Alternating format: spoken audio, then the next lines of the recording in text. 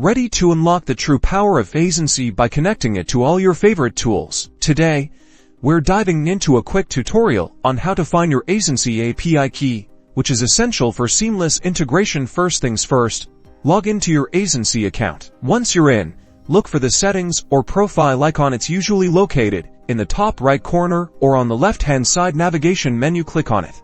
Now, in the settings menu, search for a section labeled API Integrations or Developer Settings. The exact wording may vary slightly. You should find a button or link to generate API key or something similar. If you already have an API key, it will be displayed here. If not, click the button to generate a new one. Congratulations, you've found your Aisensy API key.